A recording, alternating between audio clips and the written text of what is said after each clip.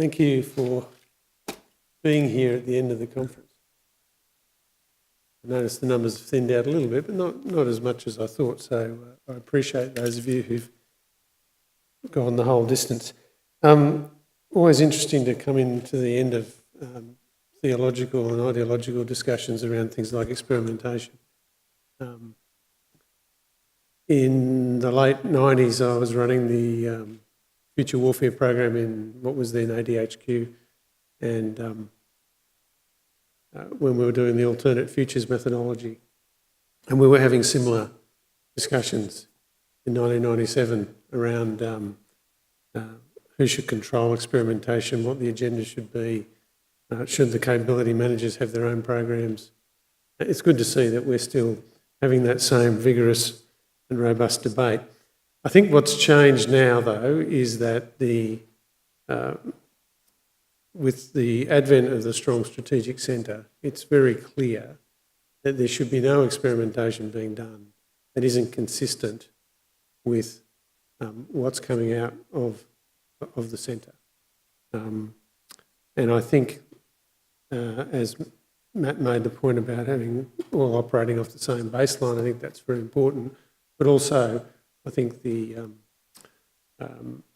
joint group is working very well together, not just to deconflict, to make sure that it is a coherent experimentation program going forward.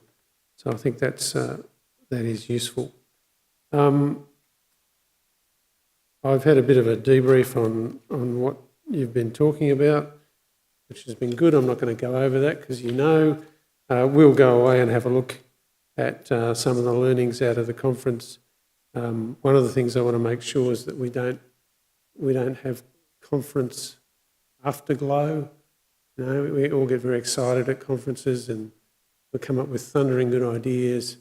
What we want to make sure is that we implement some practical things out of the conference that are enduring and are repeatable, and we'll do that. I thought, given I've got a couple of minutes, and I didn't have the opportunity to take questions yesterday, if anyone has a burning question, I'm more than happy to take it. They probably put the microphones away, but if anyone does want to ask a question, I'm happy to have a crack. I'll have a go, sir. Wing Commander Tony Bull, Force Design. So we've had a fascinating conference which has talked about gaming scenarios. We've concentrated on collaboration. You've highlighted the renewed membership of the IC, and it was with some glow that you underpinned the whole FPR with the CLC work stream. I wondered if actually the one big difference that we need to embrace is the behaviours of success, which will lead to the success of the full FPR implementation. Right through the early phase of the FPR work, there were two key behaviours that I kept banging away at that were necessary, and that was an acceptance of accountability at all levels, accountability to make this work, and it didn't just sit at the top table. And the other one was the acceptance, and not just the acceptance of, but embracing the notion of having our ideas contested. And I think we're starting to see certainly the latter one.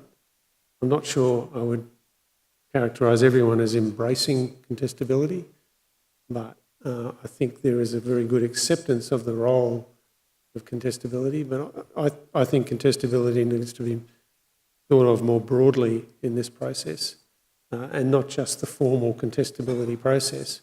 We should have a culture of wanting our ideas contested and seeking our ideas to be contested so they are made better, as whether they're capability proposals or anything else. And it's interesting, in an operational environment, we're quite comfortable to have our ideas contested. Whether it's in an ops room or a battalion HQ, we're quite happy to do that.